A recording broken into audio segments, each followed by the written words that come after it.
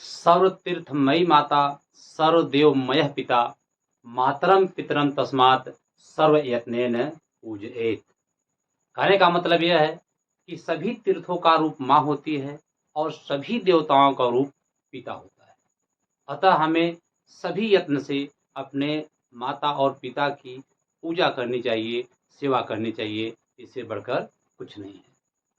तभी तो कहा गया है कि सर्वतीर्थमयी माता सर्वदेवमयः पिता मातरम पितरम तस्मात् सर्वयत्नेन पूजयेत्। नमस्कार दोस्तों, एक बार फिर से मैं अपने YouTube चैनल पर आप लोगों का स्वागत करता हूं।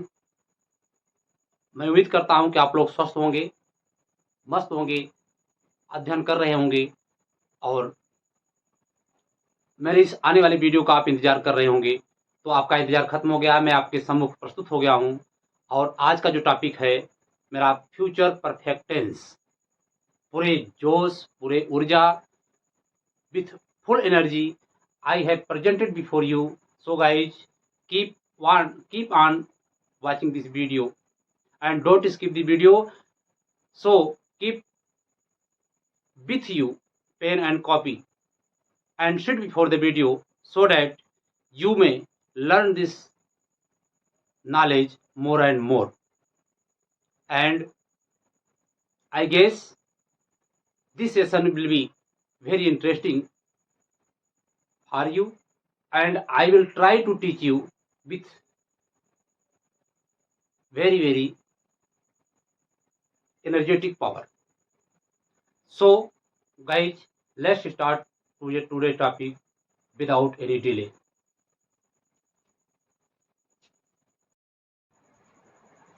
हाँ दोस्तों, फ्यूचर परफेक्ट टेंस, FUTUREPERFECTTENSE।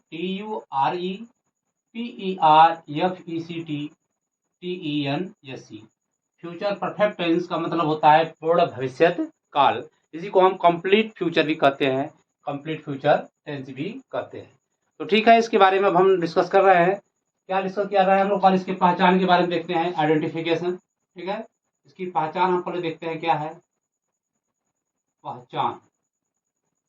बहुत संक्षेप में बताने का प्रयास करूंगा आप लोग को, और ज़्यादा मैटर भी आप लोग को मिल जाएगा। फ्यूचर परफेक्ट टेंस की पहचान क्या है कि वाक्यों के अंत में, इसके अंत में, वाक्यों के अंत में, वाक्यों के अंत में, इस टेंस के हिंदी वाक्य के अंत में या इस टेंस के हिंदी वाक्यों के अंत में चुका होगा, चुका होगा, चुकी होगी, चुकी होगी, चुके होंगे, चुके होंगे आदि। ठीक है गाइस, देखिए मैंने क्या लिखा, वाक्यों के अंत में चुका होगा, चुकी होगी, चुके होंगे। ठीक है, कर चुकेगा, कर चुकेगी, हो चुकेगा, हो चुकेगी, इस तरह से पहचान इसका लगा रहेगा। तो मैं देखता हूं पहले अफर्मेटिव सेंटेंस में। अफर्मेटिव सेंटेंस जो है देखिएगा, AFFIRMATIVE,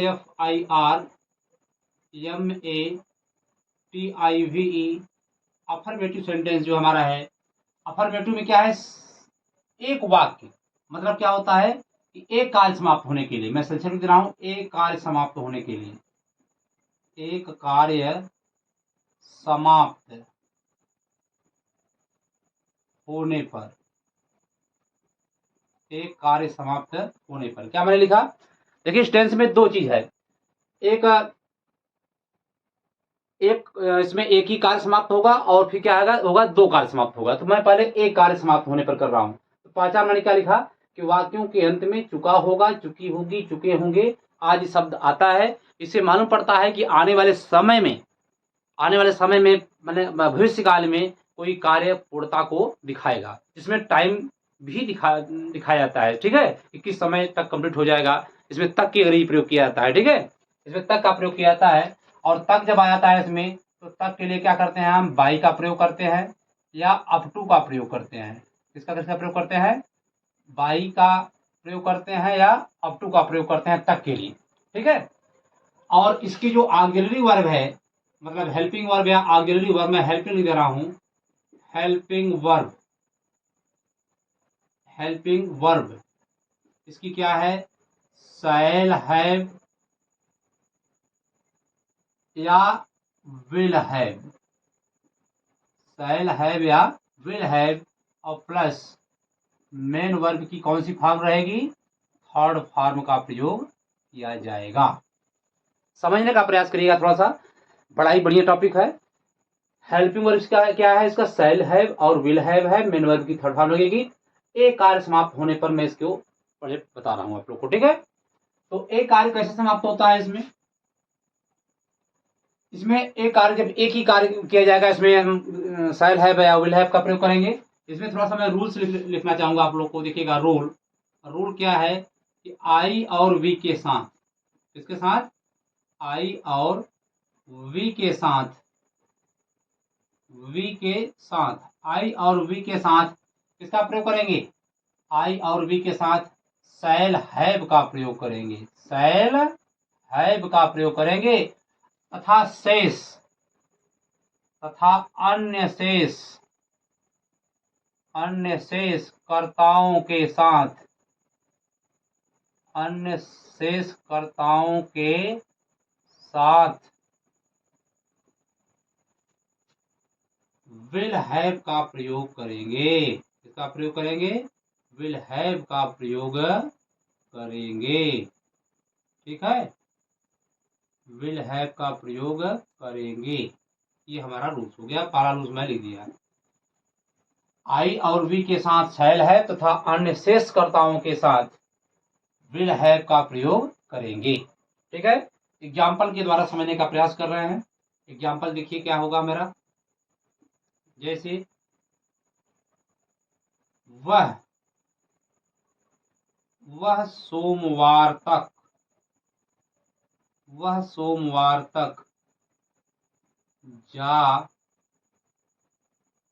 जा चुका होगा, वह सोमवार तक जा चुका होगा। इसका क्या बनेगा कि he will have gone by Monday, Monday, वह सोमवार तक जा चुका होगा, he will have gone by Monday, वह सोमवार तक जा चुका होगा। फिर देखिए, इसी का नेगेटिव बनाना क्या करेंगे हम, इसी के बाद हम तुरंत क्या करेंगे, यहीं पर हम नॉट का प्रयोग कर देंगे। किसका प्रयोग करेंगे, NOT, नॉट का प्रयोग करेंगे नेगेटिव सेंटेंस होने के लिए। अगर हमारा इसी पे क्या होता है, अगर नहीं आ जाता है तब वह सोमवार तक नहीं जा चुका होगा, अगर यहाँ आप लिख देते हैं क्या, नहीं। संक्षेप में मैं बताना चाह रहा हूँ, संक्षेप में बताने का प्रयास कर रहा हूँ ताकि आप लोग समझ जाइएगा। अगर वाक्य में नहीं आ जाता है कि वह सोमवार तक नहीं जा चुका होगा, तो क्या होगा, he will not have gone by Monday, ठीक है। फिर दूसरा एग्जाम्पल ले रहा हूँ, इसका अगर इंट्रोगेटिव सेंटेंस ले लेता हूँ, या एक एग्जाम्पल में और ले लेता हूँ, पहले तब इंट्रोगेटिव ले रहा हूँ। जैसे मैं यह कार्य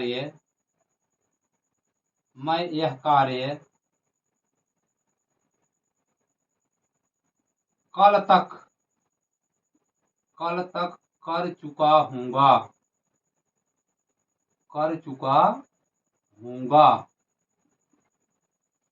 तो क्या होगा इसका, I shall have done this work by tomorrow, TOMORROW,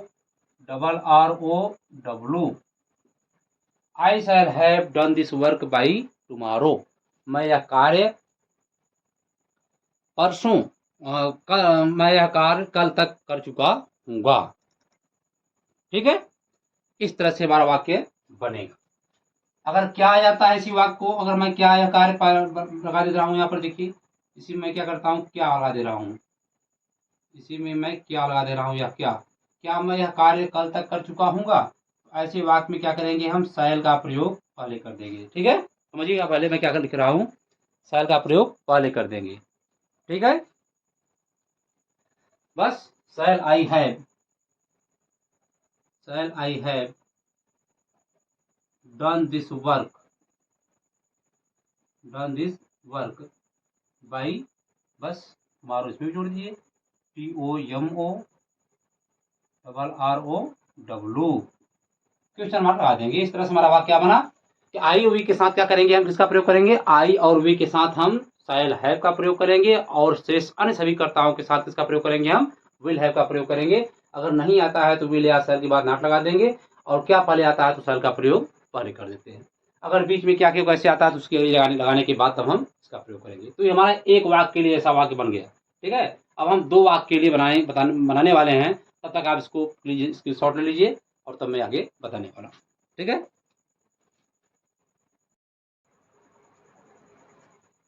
हाँ मित्रों देखिए, यदि दो कार्य समाप्त हो उसके लिए क्या करते हैं, दो कार्यों का होने पर है क्या लिखते हैं, दो कार्यों का,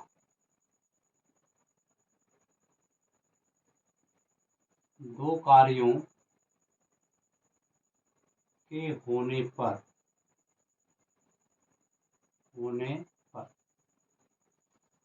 ठीक है, जब दो कार्य होता है घटित तो उसके लिए क्या करते हैं, क्या फॉर्मूला का प्रयोग करते हैं, देखिएगा।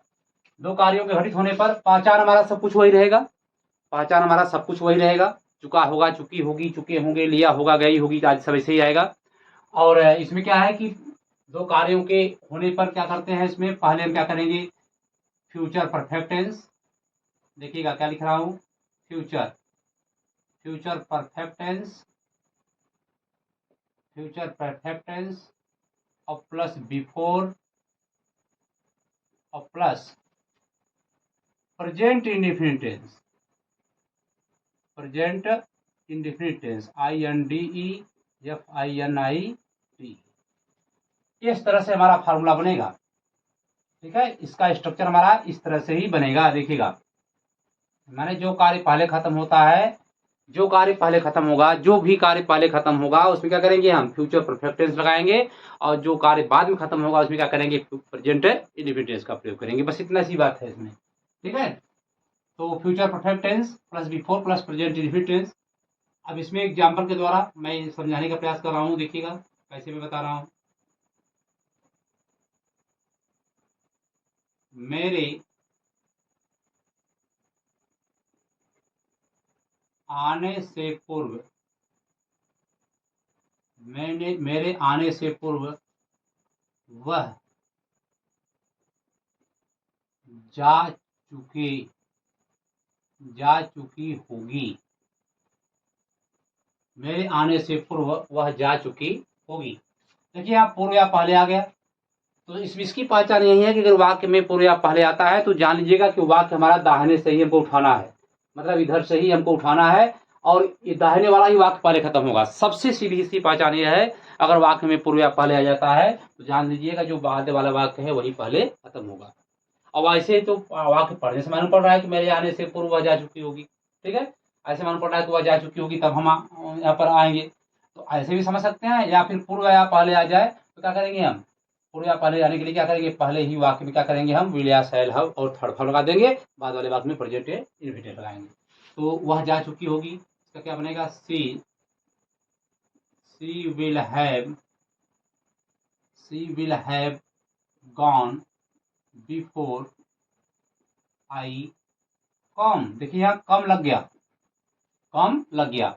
अब यहाँ पर जो है कि मेरे आने से मतलब आई कम हो जाएगा। दूसरा एग्जाम्पल मैं ले रहा हूँ। ठीक है, दूसरा एग्जाम्पल क्या है कि डॉक्टर के आने से पूर्व, डॉक्टर के आने से पूर्व रोगी मर चुका होगा। देखिए पूर्व या पहले, देखिए जानते रहिएगा, पूर्व या पहले आने पर, पूर्व या पहले आने पर दोनों चीज ध्यान दीजिएगा, इसका प्रयोग करेंगे हम, बिफोर का प्रयोग करते हैं, BEFOR। पूर्व या पहले आने पर बिफोर का प्रयोग हम करते हैं। ठीक है, समझ लीजिएगा। तो डॉक्टर के आने से पूर्व रोगी मर चुका होगा, इसका बनाएंगे द पेशेंट will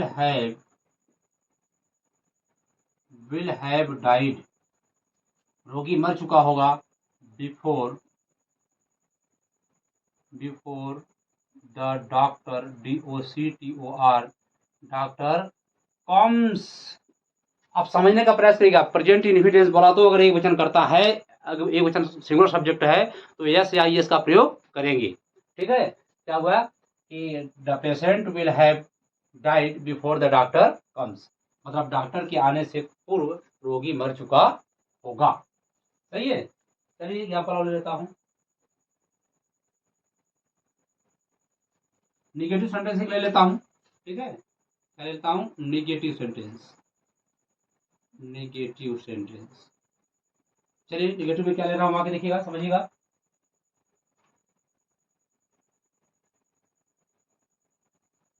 सूर्य छिपने से पहले, सूर्य छिपने से पहले, सूर्य छिपने से पहले वह, ठीक है, सूर्य छिपने से पहले वह खाना नहीं खा चुका होगा।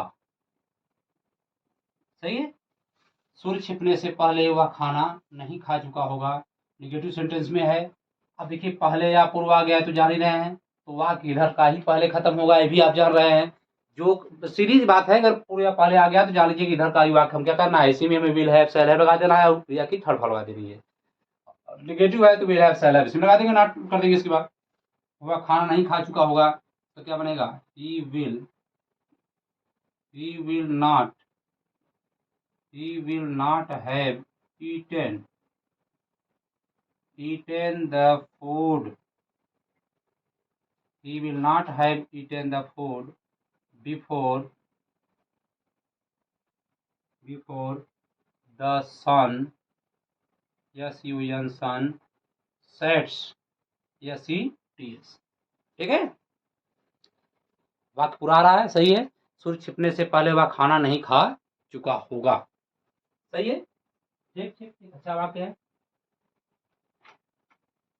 एक वाक्य और लेता हूं।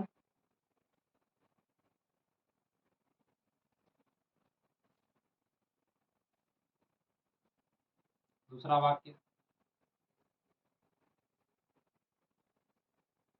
10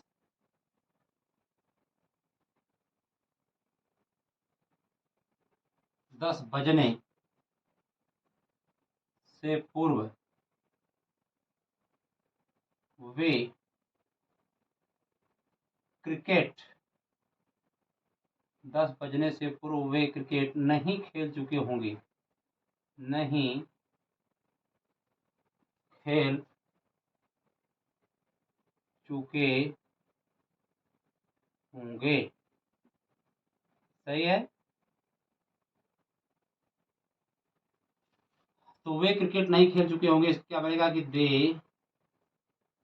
will not have, they will not have played, PLAYED, played cricket, CRICKET, they will not have played cricket before 10 o'clock, 10 o'clock। तो गाइस मैंने क्या बताने का प्रयास किया, मैंने बताने का प्रयास किया पॉजिटिव सेंटेंस और निगेटिव सेंटेंस, पॉजिटिव और निगेटिव सेंटेंस मैंने बताने का प्रयास किया।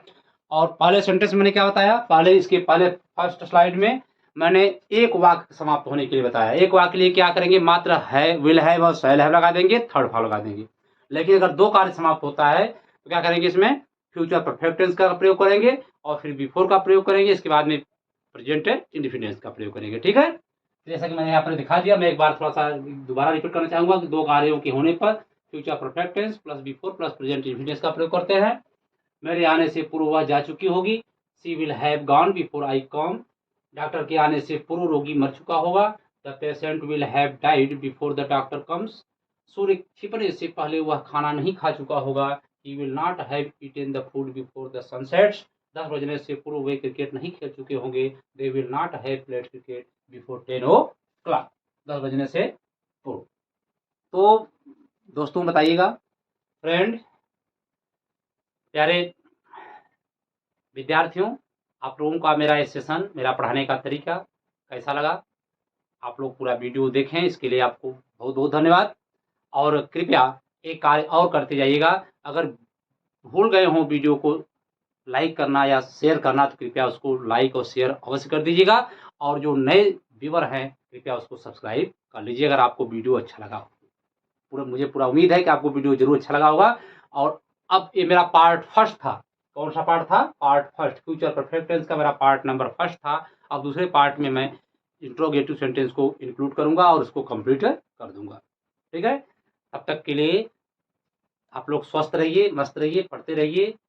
फिर मिलते हैं अगले वीडियो में, तब तक के लिए जय हिंद।